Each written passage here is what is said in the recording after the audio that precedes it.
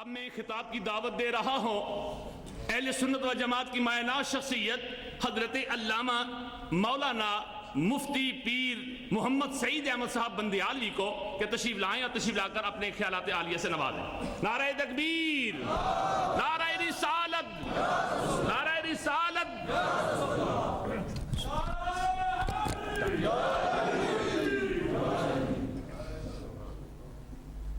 نحمده ونصلي على رسوله الكريم اما بعد فاعوذ بالله من الشيطان الرجيم بسم الله الرحمن الرحيم الذي يراك حين تقوم وتقلبك في الساجدين صدق الله العظيم۔ درود پاک۔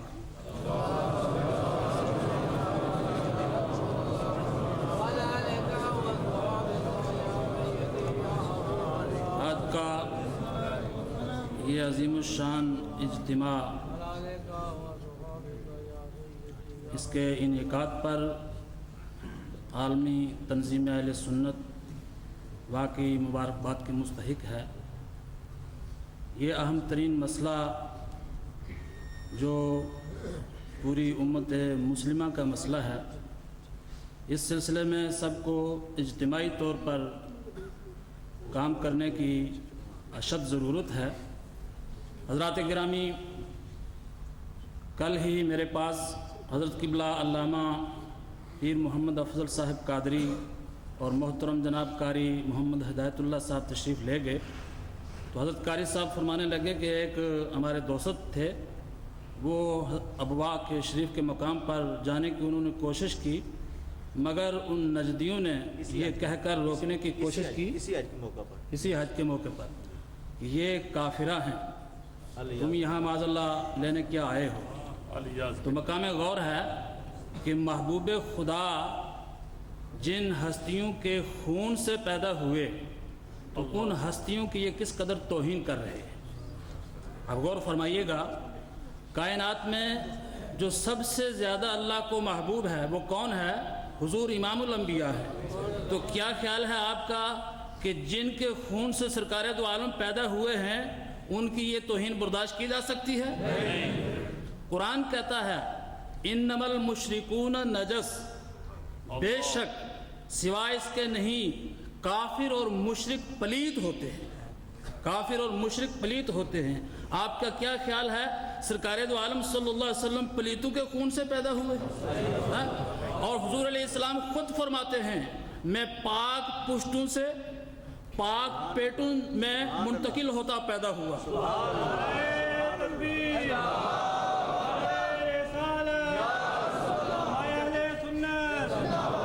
اور غور فرمائیے گا، قرآن حکیم میں فرمایا گیا وَلَعَبْدٌ مُؤْمِنٌ خَيْرٌ مِّن مُشْرِكَ، کہ جو مومن غلام ہے وہ مشرک سے بہتر ہے۔ مومن غلام کا یہ مقام و مرتبہ ہے کہ وہ مشرک سے بہتر ہے۔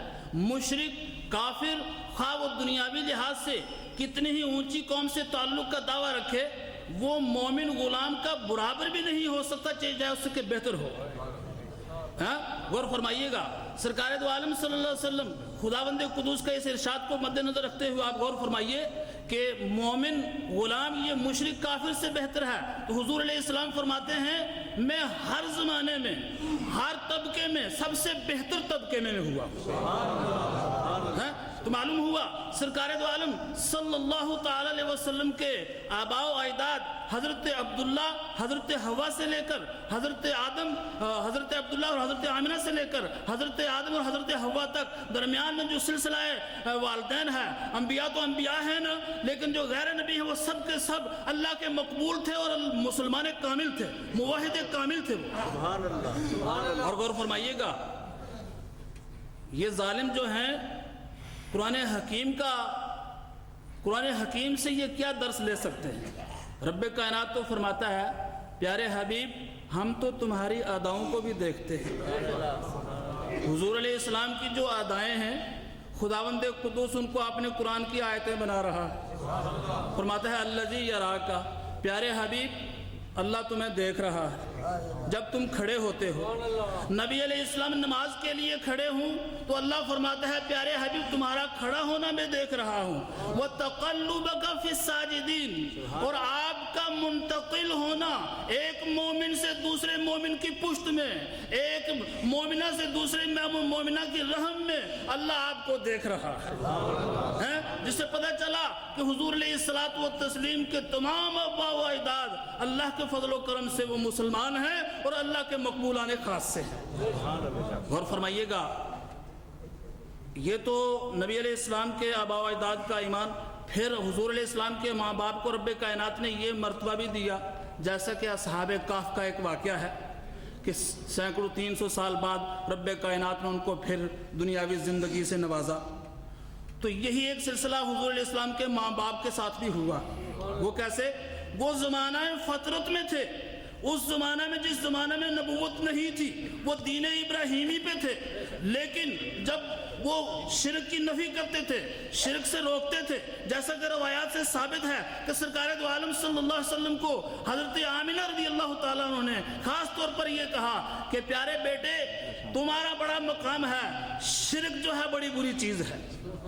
اور رب کائنات نے اپنے حبیب علیہ السلام کو یہ مرتبہ دیا کہ ان کے والدین کو دوبارہ زندگی عطا فرمائی، اور حضرت عبداللہ اور حضرت آمنہ نے سرکار دو عالم صلی اللہ علیہ وسلم کا کلمہ پڑھا اور صحابیت کے مرتبے سے رب کائنات نے ان کو نواز دیا۔ تو حضور علیہ السلام کے ماں باپ صحابی ہیں، اور یاد رکھیے گا نبی علیہ الصلوۃ والتسلیم جو ہیں ان کے ماں باپ کو تکلیف دینا یہ براہ راست حضور علیہ السلام کی توہین ہے اور ان کو تکلیف دینا ہے۔ تو ہمارا یہ فرض ہے کہ ہم ان گستاخوں کا مقابلہ کریں اور ان کو ان غلط نظریات سے روکیں تاکہ بدعقیدگی گمراہی میں مسلمان زیادہ مبتلا نہ ہو سکیں۔ رب کائنات اس کانفرنس میں جو بھی پروگرام ہے ان کو پایہ تکمیل تک پہنچائے۔ وما علینا الا البلاغ المبین۔